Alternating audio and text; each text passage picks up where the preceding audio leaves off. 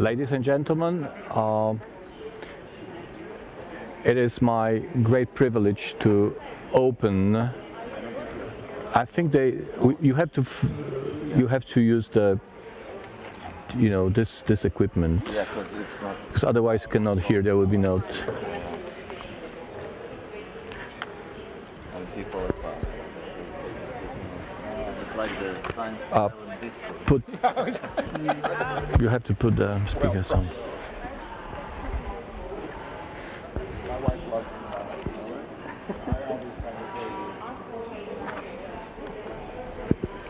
So, ladies and gentlemen, this is my great privilege to open this panel discussion on green transition as a business case in Ukraine.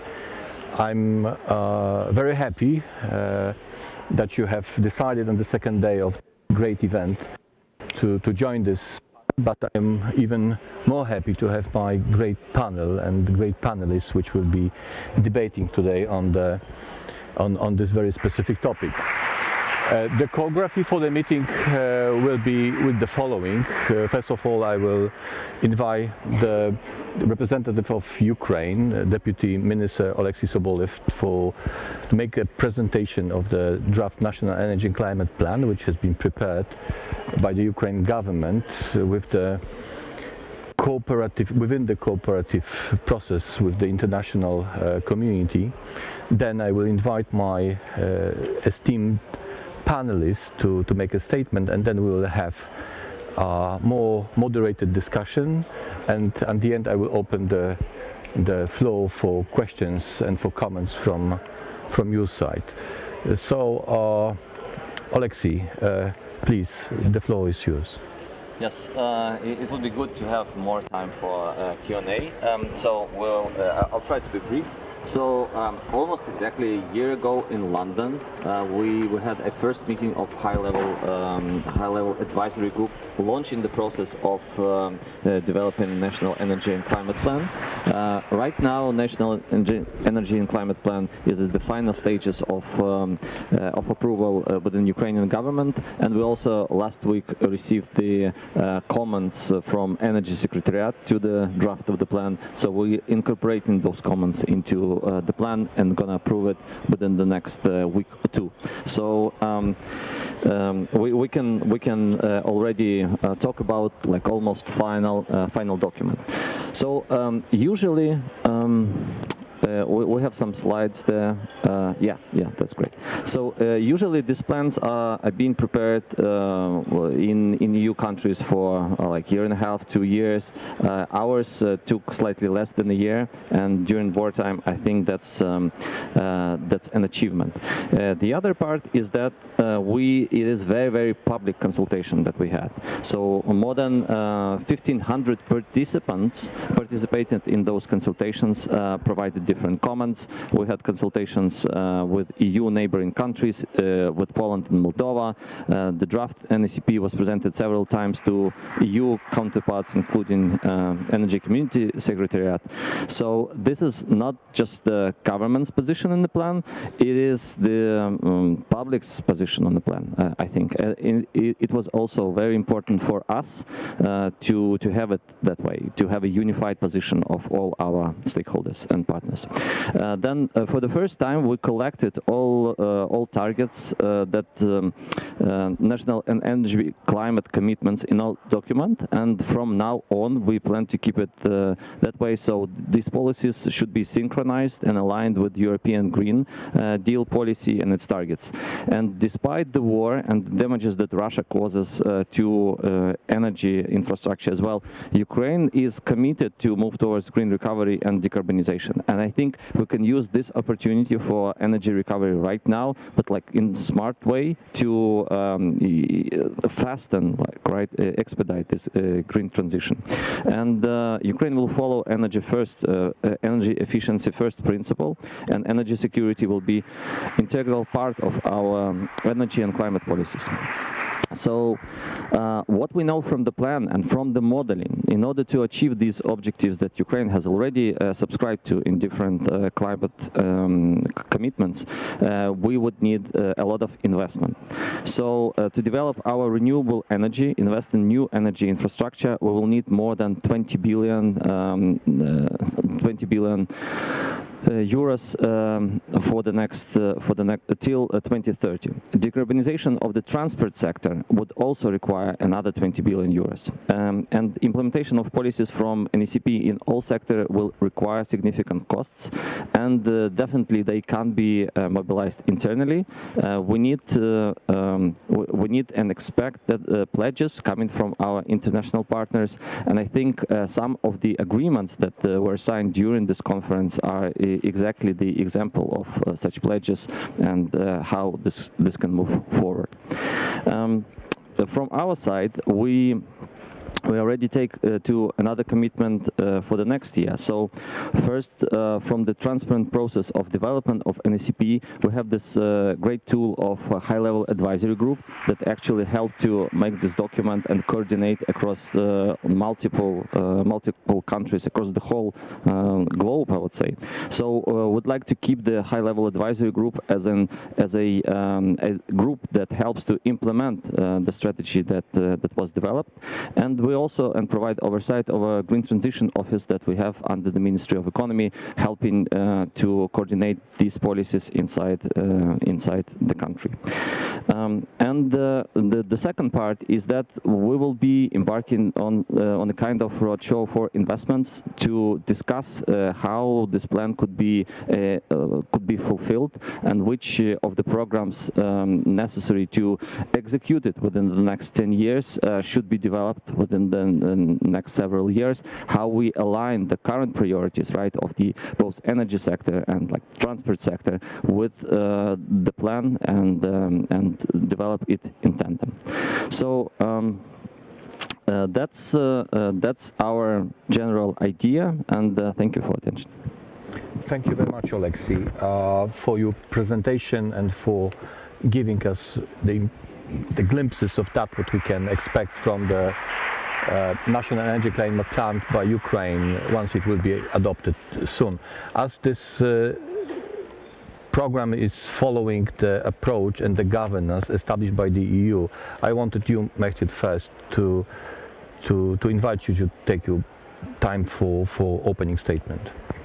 Thank you very much, Artur, dear panelists as well and participants, and thank you very much for the presentation from Ukraine Vice Minister, because it's not only tough to come up with a national energy and climate plan, I would say in normal time, but in wartime is really remarkable and outstanding that you came up or are in the final phases of coming up with this national energy and climate plan. And also I would very much welcome that you had a broader stakeholder consultation. This is part of a plan with all types of society groups and with the neighboring countries, as you mentioned, Moldova and Poland.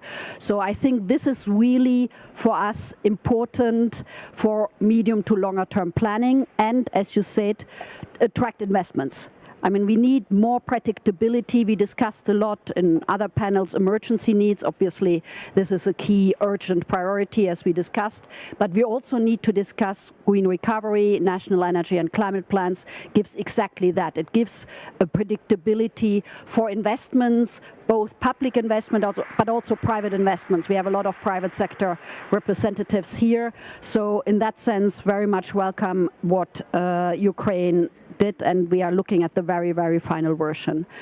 From the EU side, as it was mentioned, this is the same process in a way.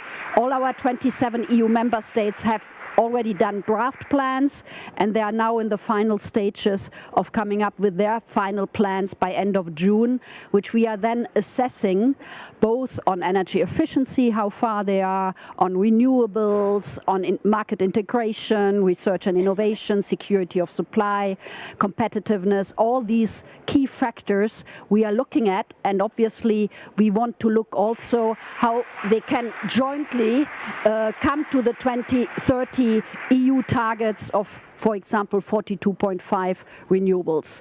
And if there's a gap, we will come up with some specific recommendation. But coming back to what you just said, the recommendations, and thank you, Artur, also for the Secretariat. We had a cooperative approach on what could be recommendations for Ukraine. I think we can look at, in particular, 4 points. One is obviously the replacement of destroyed electricity generation capacity. We heard that we need to rebuild, repair, and have new generation capacity, and renewables is one of the key aspects here. We have to look at the role of national gas in the future energy system as we move forwards with energy efficiency and renewables. A third point, which is really crucial, is with residential buildings and high energy efficiency. I mean, energy efficiency should normally come first. And energy efficiency in buildings is absolutely key for a green recovery, because we should avoid losing energy in the buildings. I know it's challenging, obviously, but it's something I think which is part of that national energy and climate plan. And the last, fourth point, which we are looking at, is at energy-intensive industries. There's a lot of energy-intensive industries also in Ukraine, so we have to help and support them in the decarbonization of that. Ukraine has done a lot in the market reforms. I've been co-chairing a high-level working group on market reforms on electricity. We still need to do a lot on market coupling with the neighboring countries in that region. So we are looking with the energy community how that can be done. So that is really the big market EU with the contracting parties of the energy community, where Ukraine is a big part. Technical and complex issues of the electricity market, coupling and integration are lying ahead, but this is also a top priority to make it happen. And my last word is on the gas markets, where here also we still need some of the reforms, and that's why this high-level working group will concentrate on the future gas market reforms, that they are also well integrated with the EU markets and the contracting partners. All that is a necessary step, and that's why I said for the national energy and climate plans, the governance and the implementation, we will be part of that high-level advisory group to make it happen. We have 6 years. It's ambitious. We need to look flexibly with the current war situation, but it gives us really the predictability, as I said, for the much needed investments. Thank you very much. Thank you very much, Mechthild. Now I wanted to invite you, Geoffrey, to the podium to give your initial statement to the discussion. Thank you very much, Artur. And let me say, what I really want to do is save time to hear from my friend Alexei, Minister Sobolev, and Olena, because what really matters here, I think, is the voices of the Ukrainians. I will say I come away from 2 very intensive days of discussions around energy in Ukraine, deeply reassured by the determination of Ukraine to prevail in the energy war that Putin has unleashed, but most importantly, as the minister laid out, to build a future energy system that is cleaner, greener, aligned with Ukraine's membership in the European Union, and inherently more resilient in the face of this hostility that Putin has unleashed, which is not going to stop. From that perspective, I also want to underline the message that President Biden made so clear with President Zelensky in Normandy last week, which is our determination to give Ukraine the tools that it needs to prevail in this energy war, working closely with Artur, partners in the European Union, Minister Ghani, our allies in the UK, and others. And then the last point I would make in this regard is I think we need to change the paradigm in terms of how we think about Ukraine's energy future. There is too much discussion about Ukraine as an aid recipient and as a charity case. We need to think of Ukraine as a business opportunity. And Mechthild and I and all of my colleagues in the Commission, we've spent a lot of time over the past 2 years talking about the importance of Europe's pivot away from Russian energy supplies. Europe is never going back to view Russia as a reliable supplier, which means that Europe is going to have to find new energy sources looking to the future. Ukraine is a natural green energy power bank, for the European Union in terms of its wind and solar resources, its potential in biomass, its very large and well-established nuclear fleet, and its capacity to scale that nuclear capacity very quickly looking into the future. And then also a very interesting scenario on something that, for instance, the governments of the UK and the US have worked intensively on, which is the future hydrogen economy. And there are a lot of places I go in the world where my job is to lower expectations on the hydrogen economy, because this is going to be a long and difficult road. But Ukraine is not one of them because of the capacities that Ukraine already has in place, and then crucially something that the US and the European Commission have been intensively engaged on, how we diversify our supply chains to reduce the dependence on China as an unreliable supplier, leveraging the industrial capacity that Ukraine enjoys in cities like Dnipro and Kharkiv. That should be a natural part of a de-risked clean energy supply chain. So thank you for having us together. And again, Minister Olena, just know that we are betting on your success, and we are absolutely committed to seeing Vladimir Putin's defeat. Thank you very much, Jeff. A very important message. Thanks, Nusrat. We started working on the NECP a year ago in London, so please. We did, and I'll give a quick update on that, but I just want to reiterate what Geoffrey just mentioned. It's absolutely clear that Putin is targeting the energy sector to degrade the Ukrainian economy, but also to drive down morale. But let's just reflect on pre-conflict. Ukraine was the 7th biggest generator of energy in Europe. I think that is correct, and had 55 gigawatts of energy. At the moment, I think it resides around 3.6%. So we're dealing with a country that already had pretty fantastic capacity, and now it's remarkable, considering the pressure it's under to try and defend itself from Putin, that it's thinking about its long-term green energy, renewable industries. It's remarkable that they're here and that we are doing that, and we obviously want to be a really close partner in them achieving their goals going forward. We know so much work was set in motion at the last URC. We know that there are concerns around the energy sector to deal with the immediate needs of Ukraine. We have the winter coming round, no doubt, very much sooner than we all hope. And obviously, as the country industrializes to produce its own defense weapons, regardless of other industry sectors popping up, there'll be a much greater need for energy in the short term. And obviously, you've got a long and very serious objective in decarbonizing your energy sector as well. We are keen to be playing a fantastic role in that. But before I talk about what we're doing together, I think we have to just take a moment and reflect how open the Ukrainian ministers and government has been on having public-private partnerships, the fact that they are prepared to work with the private sector to reach its objectives, a conversation that we started last year in London. And we're really pleased that we've got UK energy companies involved, including companies here at this event. I've been to see Stuart at Baker Hughes, I've seen Neil at Pacific Green, we have Deloitte here, Arup and Gleeds here. So a huge amount of expertise, ready, willing and able to ensure that Ukraine can meet its commitment. There was obviously a fantastic update on the programme of work, but I do have some fresh news, which is that we are delighted that the UK is working with the Ukrainians to support the Green Transition Office, which will be at the heart of the Ministry of Economy and tasked with developing a state policy to attracting the finance necessary to implement this. And it's great to see the UK's Climate Change Committee advising on the early stages. All of us in the UK are committed to making the office a success, and of course we want Ukraine to benefit from a wider experience and solidarity of countries from South Africa to Canada as well. And that's why the UK has introduced Ukraine into the International Climate Council network. And I know that it was inspiring for potential new partners to hear from the head of the new office just last month. So we've already gone from a programme of work to a policy and now an office that's ready to making sure that policy can be implemented as well.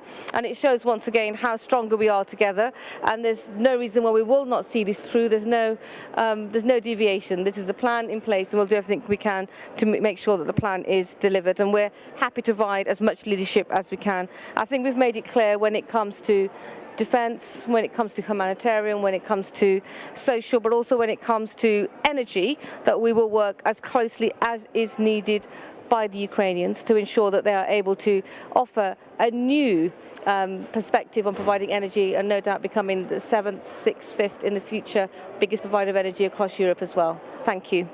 Thank you very much for that, Nusrat. Now I would like to turn to Alfonso, representing IFC, the organization which has been and I hope will stay with us when it comes to implementation of the NECP. Absolutely. Thank you very much, and a big pleasure to be here with this great panel. With these authorities and people that has been really behind all these amazing changes that the Ukrainians are doing. I really have to congratulate the Ukrainian government because the level and of ambition and the amount of reforms that they have already taken and the openness to do more reforms in the coming months is really remarkable, and I haven't seen many countries in the world with the attitude and the ambition that this government has. So big congratulations for that. I wanted to start by saying that actually I was very honored in COP28 when I on behalf of IFC, I participated in the Clean Energy Partnership to support Ukraine, sustainable reconstruction and recovery. It was actually a great conversation where we started really thinking on how we could help to bring the private sector, or at least bring the private sector dimension into the new National Energy and Climate Plan that I think is coming super nicely and great, in a great shape. The Energy Strategy 2050 was also a very good, as the Deputy Minister has mentioned, it was a very good setup, a very good framework to really think on how we could work on from different dimensions on doing that. What we did in IFC to inform or to help informing this analysis was to do an in-depth analysis of 14 different sectors that we identified that were key for the Ukrainian recovery, trying to understand or trying to analyze what were the reforms that were going to be critical in order to catalyze private investment. Out of these 14 sectors, there were 3 that actually came super clearly as key sectors. One was housing, because of the relevance that it has and all the destruction that has happened, and the amount of money that actually we could, or investments that we could bring into the housing sector, it was going to be a big part of the total 280 billion that we estimated as potential private investments in the country. But I would like to link it as well with the energy and the clean because I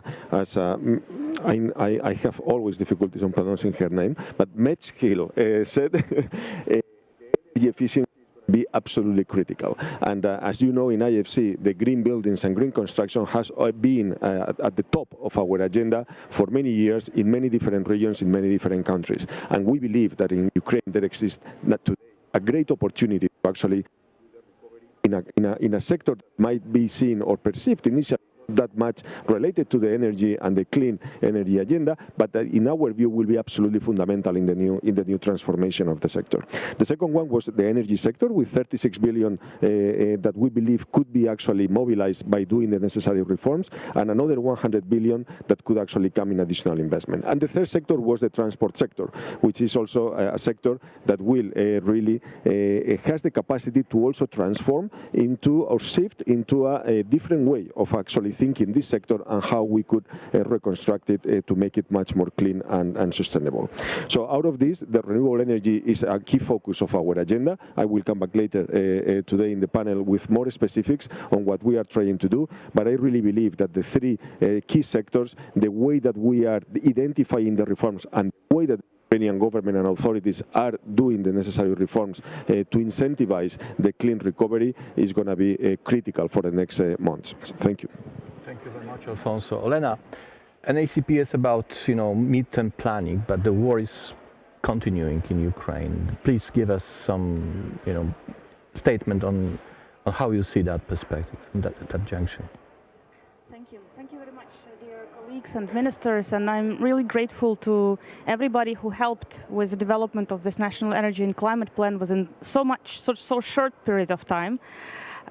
Yes, I would like to make a connection between the present and future, what we actually presented today, this targets for 2030. And I would like to start from the quote. You probably know the author, "If you are going through the hell, keep going." This is Winston Churchill. And Ukraine is going through the hell since the war started, but it is especially hard now. When I was traveling from Kiev, there was no electricity in my apartment for 7 hours in a row.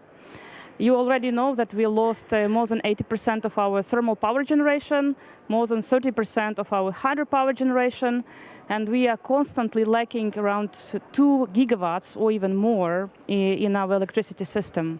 So I would agree with the minister, the winter is coming, but it would probably be correct to say the summer is coming, because now we have to survive both summer and winter. We have a very sad joke in Ukraine that when Russia destroyed our coal-fired generation, it actually accelerated decarbonization in Ukraine. It's a joke, but it's a sad joke because actually it shows that it's a huge blow to our economy. And even if Ukrainians, ordinary Ukrainians like myself, will survive with gas stoves and generators, that might be a question for the economy, for the businesses. And what I really would like to have and would really like to support as a message to everybody, that we should not end up in the situation when the money which should go to the green recovery, renewables development, decarbonization, will go to the state budget to support just salaries and just support social needs. We should both. We should have both money for reconstruction and for support of Ukrainians. So maybe to highlight, Artur, that in order to implement the targets which we saw today, we really should also have to discuss the defense of our existing infrastructure, and second, discuss how to react on what we have and how we should react into the distractions which we have today. And I believe that the answer to the distractions which we have today should be the increase of speed of recovery. The more Russia targets our infrastructure, the faster we should rebuild it, and in a green way, in a way which actually we have a targets, yes, how to do this. I was thinking about 3 pillars which can help us to increase such a speed. It would be great to discuss it between the government and donors. First one is less bureaucracy, more transparency. What I mean is simplification of all procedures by all stakeholders. We have donors, and I'm sure that donors can simplify their procurement procedures. You did this in the COVID time when you procured vaccines, right, for different countries on behalf of the countries. So use that procedure to procure something for Ukraine on behalf of Ukraine. We can simplify or have waivers on different scope of work with Ukraine. For example, there is a IFIs don't work usually with fossil fuels, but probably for Ukraine there should be a waiver for some period of time to move forward with some short solutions. And of course, on the Ukrainian side, there should be a simplification, a lot of rules and a lot of custom duties, but more transparency and reporting in order to ensure that we are not ending into some corruption issues. The second pillar is more digital, less manual. We have aid energy system, we have electronic system which work well, and they support fast they provide a lot of equipment very fast to different companies. So my proposition would be to discuss what else we can digitalize between Ukrainian side and international side in order to increase the information flow between the demand on Ukrainian side and international partners. And the third pillar I would propose is more flexibility between all of us. So if we have more tax on energy infrastructure, we will have to remodel the National Energy and Climate Plan, and we all know this. And I believe the same goes to the investment plans, business plans, everything. And we should not be afraid of that. We should just accept that and adjust to that. And I think this goes to everybody, to all Ukrainian, but also to international partners. I will be happy to talk more on NECP as well, maybe later, not to take your time, but just we'll finish with one more issue. If Ukraine stops fighting, there will be no Ukraine, we know this. So we have to make Russia stop attacking. How to make Russia stop attacking is we need to take resources from Russia. And to take resources from Russia, we need to stop trading with Russia in the energy sector as well, but also to do some new energy projects with Russia and with Russian companies. For example, building this new facility to produce nuclear fuel in Lower Saxony, based on Rosatom license. I don't think we need this. Ukraine proved that it can switch from Russian fuel to other types of fuel in nuclear sector. And there is no need to keep this dependency from Russian nuclear fuel for Eastern Europe. I'll stop there, and we'll be happy to add more on NECP later. Thank you. Okay, thank you very much, Olena.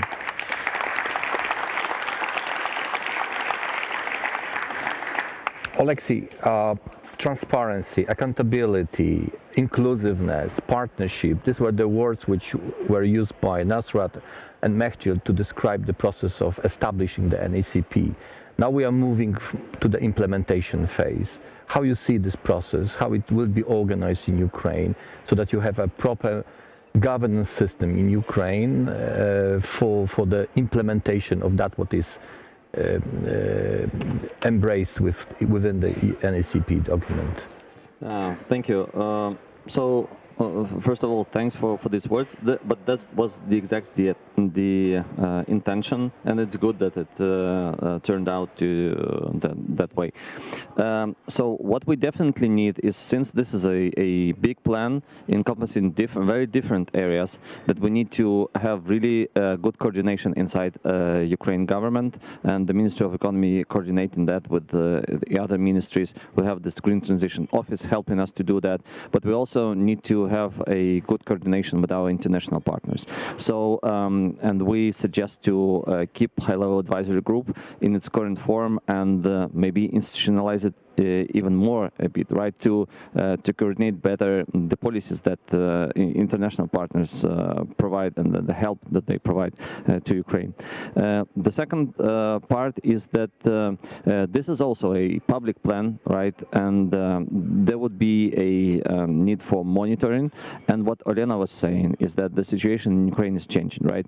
So if we have the situation that we definitely need to change the plan and update it, it should be first of all, no surprise to everyone, and we should all have the same kind of metrics, same baseline, understanding why that's happening. So basically monitoring the plan, reporting the plan, it would be very important to keep everyone up to speed. So like if the need arises, everybody would be on the same page immediately. And yeah, so we will include involvement of our European partners from energy community and the Euro Commission, and as well as independent experts and NGOs who were also helping us to prepare the plan and participated actively in the discussions. And the third part is we need to mobilize the funding. So this is the roadshow that we highlighted during the presentation. We need to have these discussions on how to actually mobilize the required amounts in these areas, in what areas like of priority, right? How we mobilize the ones that are less prioritized, or like what policies should we enact to be able to mobilize that. And I think here the high-level advisory group will play a crucial role, and we would thank for the support that the support for kind of the plan, right, the development that we hear at this panel, and I think it would be very, very important going forward, right, to keep this momentum. Thank you. Thank you very much, Oleksiy. Mechthild, NECP is about to set a roadmap for reforms. You've been talking already on electricity reforms, on the gas reforms, which are still to be provided. But I wanted to ask you how European Union, how the European Commission can use its regulatory power by the proper implementation of the NECP, not only to expedite the integration process, but also to enhance the resilience of Ukrainian energy system, you know, in the run-up to the winter we are expecting to come very soon. Yeah. I think we have here to differentiate between this winter, and we had already some discussion how we can help overcome what you also very well and sadly described with load shedding and everything what is happening right now. And there we will really put all the G7 plus countries together, the EU members, to look at how we can support with in-kind, with donations, with more electricity trading with the neighboring countries and everything which is needed. In the medium and long term, I think as now Ukraine is a candidate country, and it has been with the energy community for more than 15, 16 years.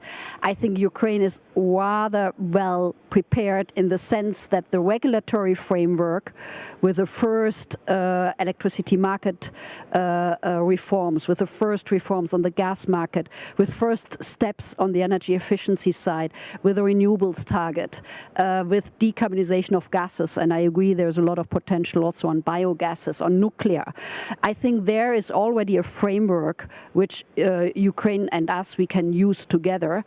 And then this, because the enlargement and most likely as the president of von der Leyen of the European Commission already announced, by end of June there will be a new step in the accession talks. We can also speed up and really look at former steps to complete and to discuss what is still needed for the framework. But I think the NECP with implementation, and I was happy to hear that the High-Level Advisory Council will continue, because I think the monitoring is absolutely crucial, so that we are on the same line and that what I mentioned in the beginning, the predictability in a country which is a war situation, that the predictability where the country is going in line with governance, in line with EU priorities, is really important. And that's why I think the further integration of the markets is absolutely key, and the further development and implementing NECP and the regulatory framework. And that hopefully we have IFC and other IFIAs here will also trigger the necessary support from donors. Jeff, you have already underlined a US commitment to bolstering Ukraine's economic stability and resilience.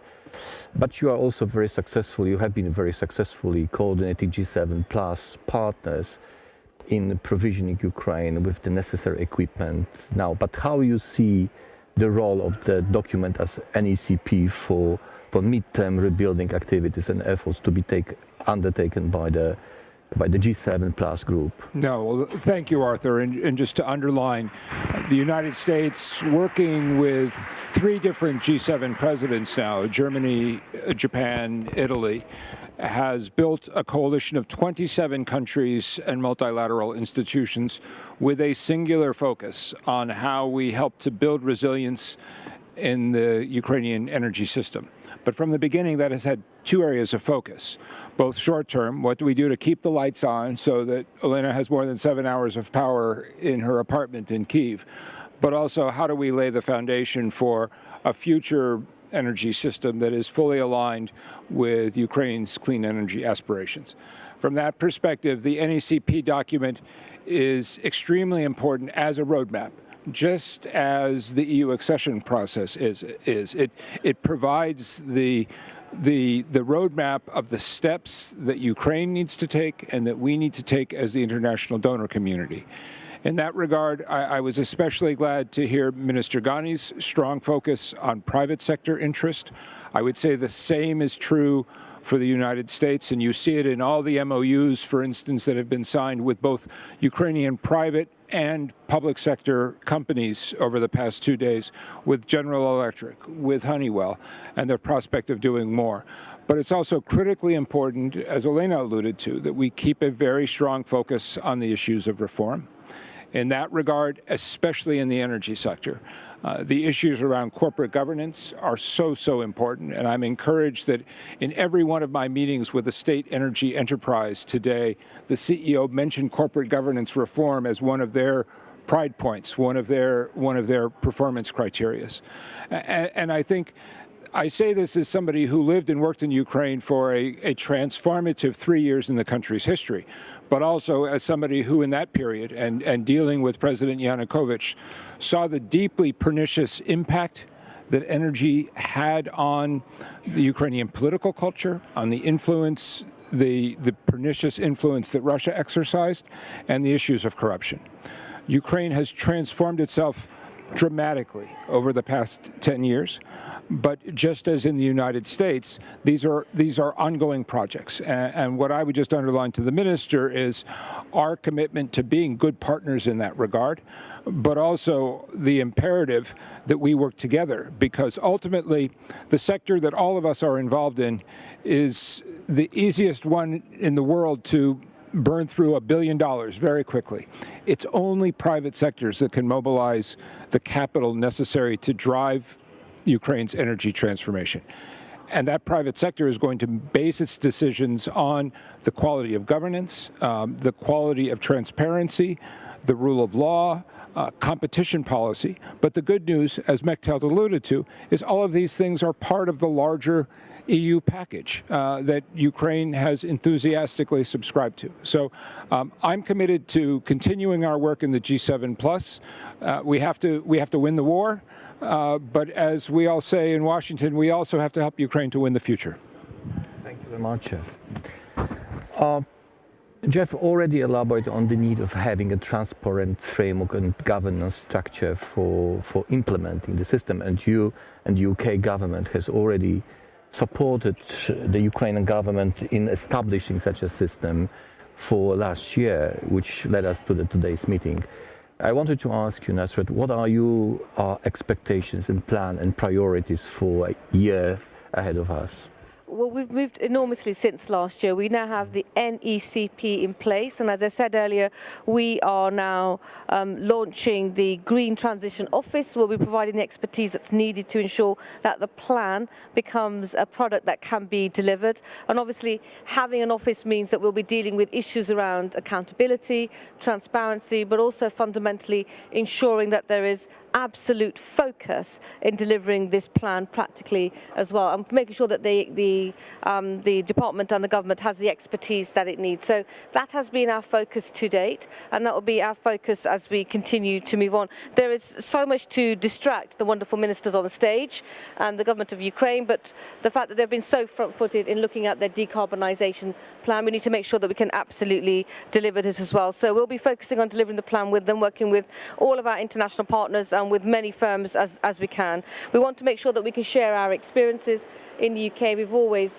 been quite forward-leaning in achieving net zero, whether it's via air, water, hydrogen. Also, we have a remarkable battery strategy in the UK as well, and we've been able to decarbonise or have strategies to decarbonise most of our industrial sectors, and no doubt the Ukrainians will have the same ambitions too. So lots of hands-on practical expertise, but also providing confidence and assurance to other investors and the private sector that this plan most definitely is one that can be put into action. But if I may, because I have the floor, I just want to reflect back on what Olena said earlier on. Olena talked about sanctions, I think, very briefly, and one of the outcomes of this brutal conflict that all of us have had to address, issues of security and dependency maybe we hadn't thought about, food security being one, Ukraine being the breadbasket of Europe. The second is energy security, and the fact that those countries that were closer aligned to securing their energy from Russia, one could argue, weren't as front-footed in providing the support that that Ukraine needed. So there's a lot of conversations taking place about energy security, and this is one that we have to take most seriously. We do not ever want to be in a situation where we are coerced by an aggressor because it is able to switch on or off the energy that we need to enable our economies to going forward. So sanctions are pretty binary. You either get caught up with them or you don't. And people should be, and countries should be abiding by those. And circumvention of sanctions have to be, we just throw light on this. There's no way of getting away from it. If products, entities are sanctioned, they should not be circumvented and ended up providing a bolster to the Russian economy. And I used to be the shipping minister, so I'll talk about some of the products that are shipped around the world, oil in particular. And we're very keen on, no doubt the Foreign Secretary, when he spoke earlier on today, the British Foreign Secretary spoke about the shadow fleet, making sure that we are impounding ships when they enter into ports and ensuring that those products don't enter second or third markets. So we have to be absolutely spot on in ensuring that we are not continuing consciously or unconsciously supporting the Russian economy, which all that is doing is funding its attacks on Ukraine. But look, it is remarkable considering all the pressure that the Ukrainians are under, that they've put together a fantastic decarbonisation plan. We're really pleased to set up an office, and we will make sure that delivery is done to the timetable that they're proposing to get it done by. Thank you.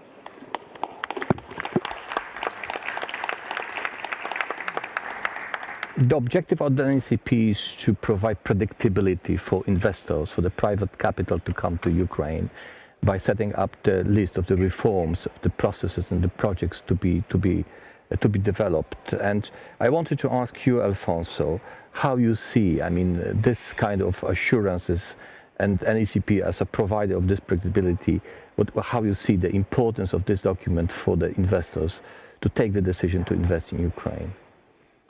Thank you, Artur. I think, as I mentioned before, that this is a great program, the NCP. I think that it really goes into the key reforms and the key issues that we need to think about and that we need to reform. To give a data point of what I mentioned before, according to the estimations that we did, what we can actually increase, or the volume of private investment that could actually increase thanks to these reforms, is 16 times. So from 2.2 billion that we estimated that could actually attract the current situation of the energy sector in Ukraine, this number can go up to 36 billion with the necessary reforms. And the good news is that the government has already made a super important progress with the remit law, with the green transformation law, with the guarantees of origin, and now is coming the National Energy and Climate Plan that will be an integrated solution that we believe that will be a strong signal to international investors that the reforms that are key will be coming. I also think that we need to keep on working on three aspects that are going to be critical. One is the free price formation, both at wholesale and retail market levels. That is going to be fundamental in order to attract private investment. The second one is increasing the share of renewable energy, shifting to market instruments of renewable support and addressing some of the investors' concerns that could still exist. And third is advancing on the electricity market reform, as Mechthild mentioned before, that I think that by adopting the European Union Clean Energy Package will give us the path to go. No? To give you very briefly a sense of what we are doing from IFC as of now, as we speak, one is three areas or three dimensions. One is investing in renewable energy, focusing on wind. We are currently working with two companies to support the development of 350 megabytes of new wind capacity, and we believe that this is going to be relevant, together with including collocated battery storage with one of them. The second piece, or the second pillar, is developing energy storage solutions. This is going to be a fundamental part of the new reform in our view, because pre-invasion we estimated that actually Ukraine needed between 1.5 to 2 gigabytes of battery storage by 2030, and of course this has worsened big time with the invasion. No? So we are working with a leading global power developer to actually address and to invest in this aspect. And the third one is boosting captive power generation, which we believe is going to be also a key aspect in the future. No? Actually, with risk mitigation support from UK FCDO, we supported an agricultural company in upgrading the biogas plant to produce biomethane using agricultural waste. No? Solutions like these ones, we believe, are also going to be super important in the coming future. So all this, and also in addition to all this, the Renew program that the World Bank Group put together in order to define and trying to design a credible and bankable auction scheme to bring new capital to the market, we believe that is going to help us to move in the right direction. Thank you. Thank you very much. Olena, and I would like to turn to you with the last question in this series. From your perspective of the civil society organization, maybe Alexei already mentioned the monitoring system to come, but can you promise us that you will be a watchdog of a proper implementation of the NECP so that the consistency of the reforms and the project with the NECP will be ensured? Thank you. You know what is the beauty in NSCP and why I really like this document? First, this is a one voice from our government, and I think this is the first time when we have integrated energy and climate policy, and moreover, this is integrated targets. So I hope there will be no situation in the future where we will have a fight between the Ministry of Energy and Ministry of Environment, which was a case for decades in Ukraine. And we had actually Deputy Minister can prove that we had one of the high-level advisory groups when three deputy ministers delivered the presentation: Deputy Minister of Economy, Deputy Minister of Energy, and Deputy Minister of Environment. And they all were talking about the same targets, the same ideas, and the same policies and measures. And I think this is a great signal that National Energy and Climate Plan can be successful in terms of implementation. Yes, of course, the second beauty is that there is a capacity already established. There is a good team which drafted National Energy and Climate Plan, and thanks to US, UK government and EU, this team will have a chance to continue monitoring this. There is also a good instruments how to monitor, right? EU regulation, but we promise it will be very independent, we will be very much strict and very much attentive, right, to everything what's going on. I also would like to mention that National Energy and Climate Plan is very clear in terms of how to move forward, because you have a very particular sectors, energy efficiency, renewables, transport, decarbonization of heat, infrastructure, smart grids. You have to prioritize this sector, you have to build some intensive there, you have to ensure that there is a stable regulation there. And I would also, of course, add the insurances, war insurances, because this is something which we are constantly hearing from the businesses. And if all this is in place, I think there will be both assistance and investments into these sectors. And if government really shows that these are priorities, we will see businesses there. So answering your question, Artur, promise.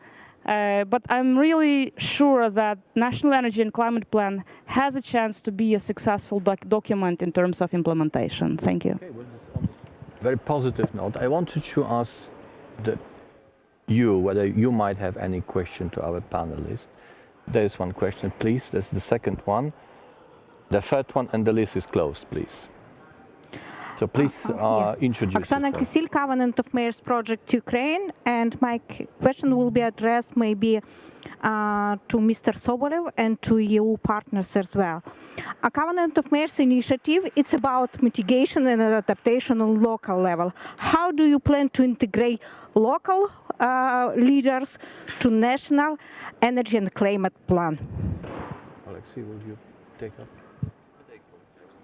Okay, so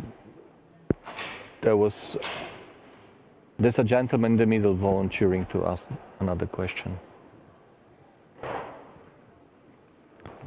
Thank you very much. I work for the European Commission's Climate Department, and I wanted to join Mrs. Wörsdörfer on, congratulating Ukraine on the truly amazing effort that has been put in this NECP. It is a real step forward in the right direction, also from the realization of the integration between energy and climate policies. So I think this is really an amazing achievement.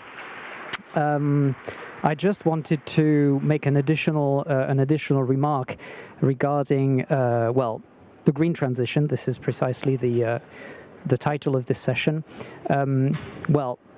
For obvious reasons, we've talked a lot about energy, decarbonization, energy, considering the structural, historic emission profile of Ukraine, the immediate needs, unfortunately, that Ukraine is facing. However, aligning with the European Green Deal also goes further than that. Some other emission sources have been mentioned briefly in this panel, such as transport, such as housing. There's an awful lot to do in this. It goes also across agriculture, for instance. It goes across waste treatment, in particular, improving the circularity of the economy, and also talking about green transition, improving the resilience to climate change of the whole economy of Ukraine, particularly because we're talking about an agricultural powerhouse. Thank you very much. The comment, well noted, congratulations, accepted. The third question, please.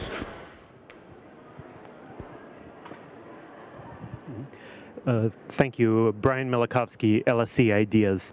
I think this question is primarily to the Deputy Director-General. You mentioned decarbonization of key sectors in Ukraine as a part of this question that we're looking at.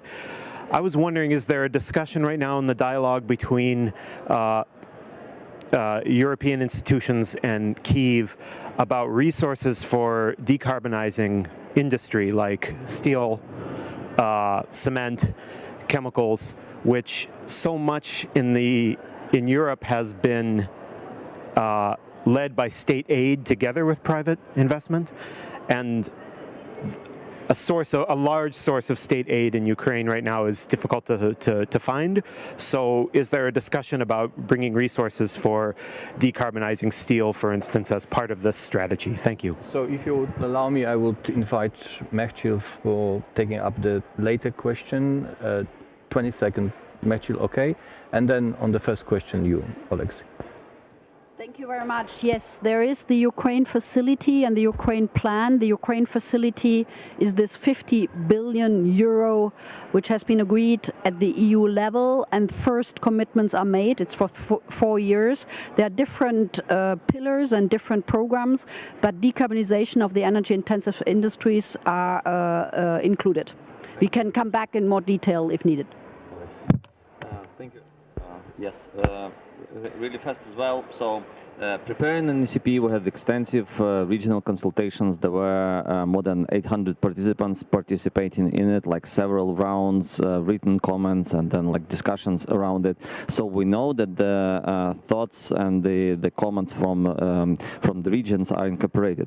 There are also the sectors that require housing is local. So there's no way around around actually working together with local communities to be able to implement this in ECP. So some of the policies that are done by the government are on the central level, but a lot of those that are described in ECP are also for the local level. That's how there's going to be like a lot of coordination that we'll be doing together with the Ministry of like regions or recovery on coordinating that for the local level. So.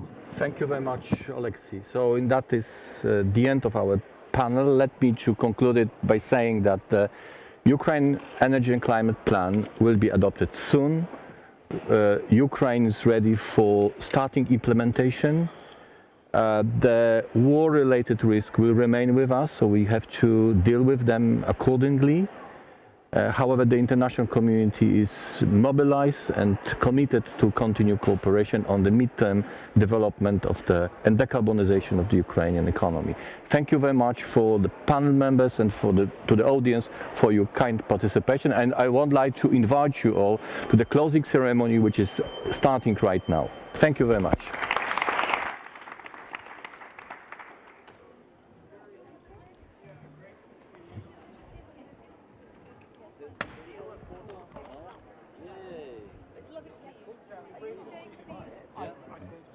German colleague.